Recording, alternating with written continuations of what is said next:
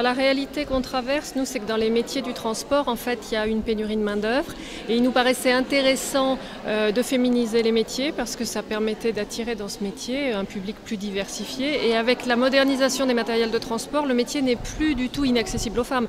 Ça devient un métier beaucoup plus classique et on peut y mettre des femmes comme des hommes. Par contre, la difficulté, c'est que les femmes aient l'idée de venir travailler chez nous.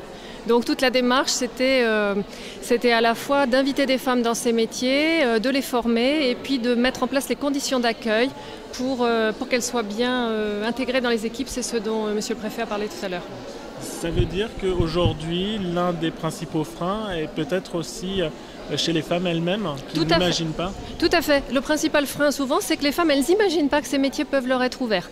Heureusement, on a des gens qui ont été avant nous, c'est les gens qui font du transport de personnes, puisque comme on le signalait tout à l'heure, dans les métiers des autocaristes, il y a déjà pas mal de femmes. Mais dans le transport routier, le transport de déchets, le transport routier en général, c'est encore timide. Est-ce que le regard des hommes, de la société, selon vous, a évolué ces dernières années, même si les inégalités, on le sait, ne sont pas totalement gommées? Je pense qu'elles ont évolué parce que nous, quand on a fait donc les réunions de sensibilisation de nos équipes très masculines pour leur dire que des femmes allaient arriver, je trouve que ça a été très bien accueilli et donc les hommes n'ont pas fait de... Bon, il y en a quelques-uns qui ont eu un petit sourire aux lèvres, bien sûr, mais dans l'ensemble, quand même, ils étaient très ouverts à cette idée-là. Donc ça prouve que les mentalités évoluent. Et aujourd'hui, sur le terrain, au sein de votre groupe, vous voyez cette réalité d'égalité entre les deux?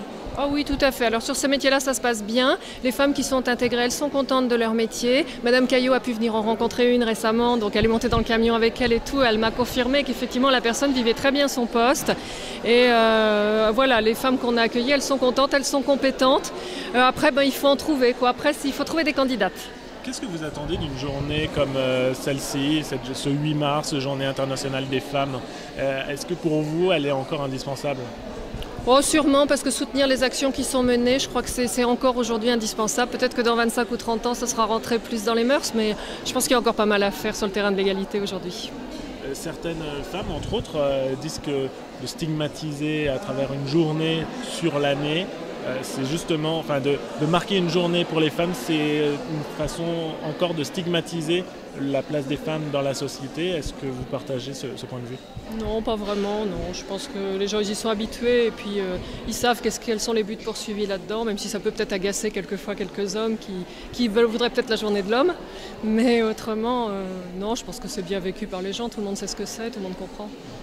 Alors dans votre groupe, vous avez essayé de mettre une égalité dans l'accès à l'emploi. On sait qu'il y a aussi des inégalités au niveau des salaires. Sur ce plan-là, au sein de votre groupe, quels ont été les efforts mis en place?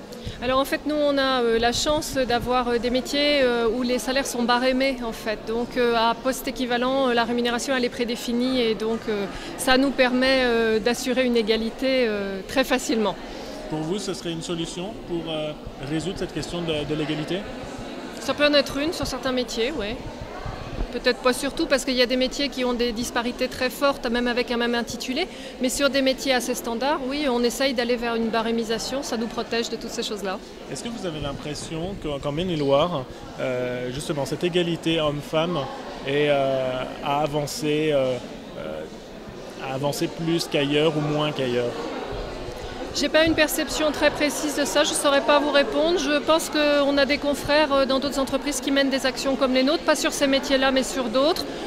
Il reste quand même, la réalité du département, c'est qu'il y a quand même pas mal de femmes demandeurs d'emploi, plus que d'hommes, et qu'il y a beaucoup d'entreprises qui sont sur des métiers traditionnellement masculins dans le département. Nous, on est implantés dans les Mauches, donc beaucoup de petites PME avec des métiers quand même très traditionnellement masculins. Donc, il y a encore à faire.